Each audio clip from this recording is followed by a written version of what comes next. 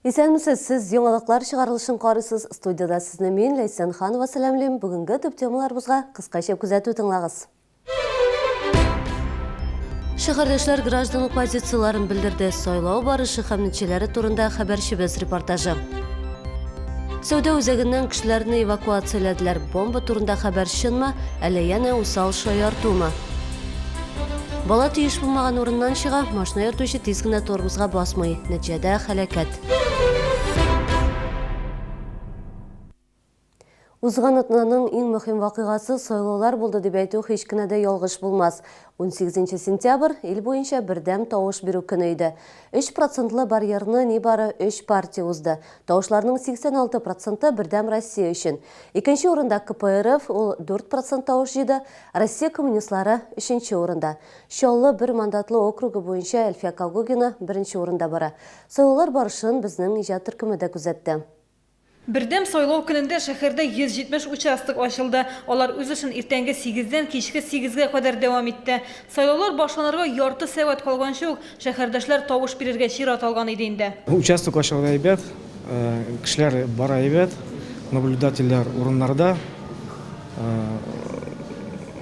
кеше килә. Мин иртә торам, үземнең бурычымны үтәргә килдем. Балаларым, малайларым соңрак киләчәк.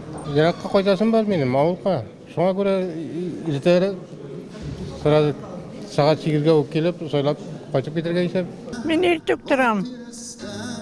Йокламаймын. Шәһәр мэры 23-нче мәктәптә урнашкан сайлау участогына иртәнге сәгать 10-да тавыш бирергә килде. Наил Мәхдиев сайлауларны калдырганым юк дип белдерде. Каждый гражданин нашей страны волен выбирать ту политическую партию, которая отвечает его интересам, чаяниям, ему симпатично. И в данном случае каждый в кабине для тайного голосования выбирает ту партию, которая ему по душе. Вот, думаю, с таким настроением люди сегодня идут. Республиканың ат казанган җырчысы Виталий Агапов участокка гаиләсе белән килде. Аның улы Виктор беренче тапкыр тавыш бирә. Әйтик, өйдә утырып кына, кырдан карап кына кемдер тәнкыйтьләп, үзеңнең фикереңне менә шу сайлауларда белгертмәсәң, әлбәттә ул инде бик пассив кеше булачак. Менә синең өчен кемдер менә тавыш биреп, кемдер сайлап куеп, соңыннан ул кешеләр эшләмәгән тәнкыйтьләгәнче үзең килеп, үзеңә теләгән кешене сайлап куеп, әйтик, үзеңнең менә дәүләтнең нинди юнәлештә уңай жакка үзгәрешләрен теләгәнен белдерәсең. Мин сайлауларга беренче тапкыр килдем. Минем өчен бу бик җаваплы эш, чөнки безнең кеше үз фикерләрен әйтергә тиеш, үзенең позициясын выражать итәргә тиеш. Фәйрүзә Мустафина өчен сайлаулар бәйрәм. Бу юлы педагогик университеты ректоры сәяси вакыйгага үзенең оныгын да алып килгән. Зур онагым белән киләм, чөнки башкалары кичкенәрәк 9 май сайлау алар өчен тәрбия өчен иң мөһим әйберләр, чөнки шуннан алар безнең хөкүмәт нәрсәдән тора, илебезнең нәрсәдән төзелә шулай әйберләрне беләбез. Сайлаулар барышын күзәтүчеләр карап торды. Быел аларның саны рекордлы 12,5 кеше. Республика буенча закон бозу очраклары теркәлмәгән. Проходит все хорошо, все организовано нормально, участок работает. Мы как наблюдатели претензий пока не имеем. Быел 2000-нән артык шәһәрдәшебез беренче тапкыр тавыш бирде. Кайбер участокларда аларны шоколад белән дә сыйладылар. Я голосую в первый раз, мне как бы это интересно. То есть, выбираешь, за кого будешь голосовать и как дальше будешь жить. Шәһәрдә 390 мең тавыш бирүче теркәлгән. 18 сентябрьдә аларның 83% мөһим вакыйгада катнашты. Белгечләр сайлаулар ачык һәм гадел үтте ди. Дәүләт думасына дәгъва иткән кандидатлар да сәясәттә тәҗрибәле кешеләр. Бу исә сәяси системаның уңышлы эшләвен күрсәтә ди белгечләр. Гүзәл Шихапова, Ленар Султанов, Сергей Вильданов, Яңалыклар. Тавыш бирүдә республика халкы активлык күрсәтте. Теләге булган һәркем гражданлык позициясын белдерсен өчен оештыручылар барлык шартларны тудырырга тырышты. Сайлау комиссиясе әгъзалары шифаханәләргә, хастаханәләргә күчмә урыннар белән килде. Теманы хәбәрчебез дәвам итә. Студентлар тавыш бирергә иртәдән үк килде. Педагогия университеты чит шәһәрләрдән килеп укучылар өчен дә тавыш бирү мөмкинлеге оештырган. Закон буенча тулай тракта теркәлгән студентлар Чаллыда тавыш бирә ала. Мы решили как-то больше активом так собраться нашего университета к 8 утра, все вместе прийти проголосовать, чтобы была посещаемость, но это естественно, чтобы поддержать университет, чтобы выполнить свою гражданскую позицию, что очень важно для нас, для нашего вуза. Мектеп укучыларда тавыш бирде, бердем сайлау көнне алар уку йортларында спикерлар өчен тавыш бирде. Бирде дә парламент сайлауларынан ким түгел, тавыш бирү яшерен рәвештә узды. Күзәтүчеләр барысында карап торды. Нәтиҗәләр көндезге 12:00-дә билгеле иде инде. Им дают один бюллетень, там представлены все участники. Они должны выбрать одного из них. Выбирают дети с 1 по 11 класс, принимают это решение все. Яшәү урыннары булмаган шәһәрдәшләр дә сайлауларда катнашты. Тавыш бирү перекресток социаль адаптация үзәгендә оештырылды. Бирдә 21 кеше үз тавышын бирде. Кайбер сайлаучыларның паспортлары да юк иде, әмма үзәк җитәкчелеге сайлау комитетына алдан ук яшәү урыннары булмаган шәһәрдәшләр исеменнән гариза тапшырган. Яклаусыз калганнарның депутатларга үз гызыры. Ну, чтобы владеть было хорошо, ухаживали. Ну, я не знаю. Сайлауларда 83% шалылы тавыш бирде, бу 200 мең кешедән артык. Гүзәл Шихапова, Ксения Антонова, Сергей Вильданов, яңалыклар. Омега сәүдә үзәгенә бомба куелган. Бу хәбәр кичә кичке 8:00 тирәсендә гадәттән тыш хәлләр министрлыгының кизү бүлеге телефонына килеп ирешә. Шалтыратучы сәүдә үзәген һәм автозавод районы полиция бүлеген шартлату белән яный. Вакыйга урынына тиз арада барлык коткару хезмәтләре җибәрелә. Бинадан берничә йөз кешене эвакуациялиләр. Кинологлар һәм полиция хезмәткәрләре сәүдә үзәген тикшереп чыга. Шикләнерлек әйбер табылмый. Әлегә усал шаяртучының кем булуы ачыкланмаган. Террорчылык турында ялган хәбәр өчен 200 мең сумга кадәр штраф яки 3 елга кадәр иректән мәхрүм итү яный. Исегезгә төшерәм, узган елның 13 сентябрендә Омеганы шартлатырга теләгәннәр иде инде. Ул вакытта шаяручыны 1 сәгать эчендә ачыкладылар. Ул мәктәп укучысы булып чыкты. 6 класс укучысы машина тәгәрмәче астына эләкте. 31 мәктәптә укучы малай кичә Сөембикә һәм Вахитов проспектлары чатында светофорның кызыл утына юл аша чыга. Машина йөртүче тиз арада тормозга басырга өлгерми.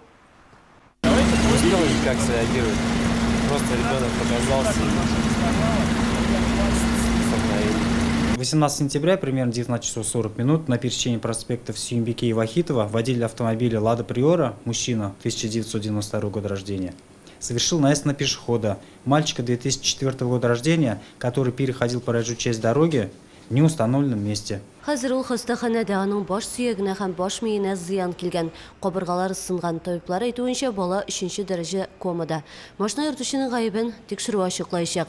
Гомумән узган тәүлектә барлыгы 43 юл транспорт һәлакәте теркәлде. Аларда бәхеткә зыян күрүчеләр булмады. Шолыда яңа җинаять модага кирде. Соңгы вакытта йөк машиналарынан аккумуляторлар урлау очраклары ешайды. Сентябрьдә гына да шәһәрдә 8 шундый җинаять теркәлде. Гадәттә җинаятьчеләр игътибарын юл кырыйларында калган автомобильләр җәлеп итә. Кайчакта транспорт хуҗалары үзләре үк милеккә җавапсыз карый, аккумулятор тартмаларын ачык калдыра. Иң зур зыян шәхси эшмәкәргә, аның машинасыннан 4 батарея урлаганнар. Автомобильләрнең мондый запас частьлары уртача алганда 7 мең сумнан 15 мең сумга кадәр бәяләнә. Они подъезжают к этому грузовику, который стоит без надзора, без ничего, на неохраняемом месте, подходят к аккумуляторному ящику, там обычно или болтик, или какой-то плюенький замок. Они этот болтик чик, клемму отсоединили, аккумуляторы быстро перетащили. Сәламәт яшәү рәвеше өчен югары технологияләр Шолыда үзеңне формада тоту, саулыгың турында кайгырту өчен мөмкинлекләр арта бара. Фитнес тармактагы яңалыклар турында алдагы сюжетыбызда сөйләрбез. Шолда беренче акыллы киләчәк фитнес клубы ачылды. Ишек төбеннән алып тренажерлар залына кадәр кешене югары технологияле җайланмалар озата бара. Терминаллар, шкафлар һәм тренажерлар индивидуаль электрон ачкыч белән идарә ителә. Фитнес-клуб инвестиционного направления, новое направление. Бу инновацион юнәлешле фитнес-клуб республикада бердән-бер. Клубның мәйданы 3800 квадрат метр. Техно Джим компаниясеннән яңа тренажерлар да куелган. Smart Gym фитнес-клубының тагын бер өстенлеге шунда, ир-атлар һәм хатын-кызлар өчен чишенү бүлмәләрендә 300 шкаф урын алган. 21 душ кабинасы, үзенең фин саунасы һәм хамамы бар. Очень просторные ящики, огромные душевые кабинки, никого не ждем. Все систематизировано, все очень продумано. Круто, все такое необычное, по новым технологиям вставляется ключ, потом записывается все в телефон. Ну, то есть с собой уже таскать ручку, блокнот не надо. Спорт тренажерлары 1500 квадрат метр мәйданны алып тора. Алар күп төрле. Айына нибары 1500 сум акча түләп, һәркем үзе өчен кызыклы шөгыль таба ала. Бирдә индивидуаль һәм төркемнәрдә шөгыльләнү мөмкин. Умартачылык продуктлары шәһәрдә дефицит түгел, әмма сәламәтлек өчен файдалы табигый балны табу катлаулы. Кибет киштәләрендә әлеге продуктның төрле төрләре тәкъдим ителә. Атна саен ярминкәләр дә уза. Ассортимент киң. Балның ниндиен сайларга хәбәрчебез ачыклады.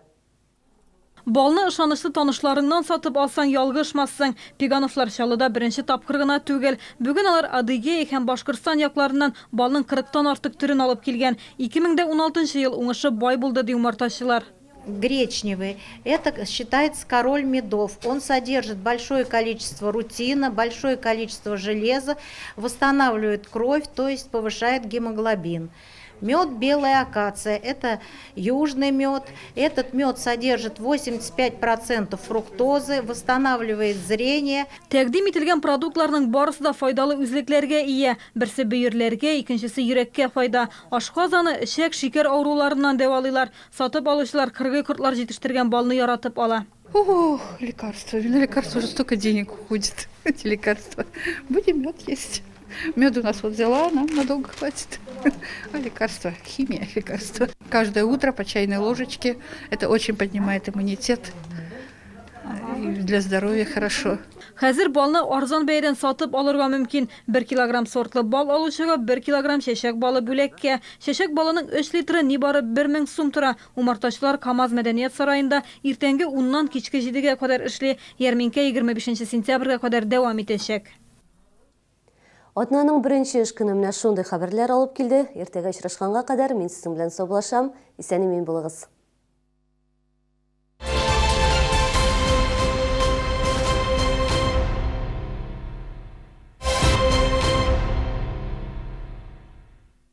«3 октября. Концертный зал. Уникальный артист и музыкант Дима Билан. В новом шоу «35 неделимые». Телефон 78 25 01. Онлайн-продажа на сайте «Городские зрелищные кассы». В корпорации «Центр» и «Селдом» 50-50. Вернем до 50% от каждой покупки на карту. Все просто. Покупаете бытовую электронику, получаете до половины цены обратно на карту и приходите за новыми покупками. А еще любой товар можно приобрести в рассрочку.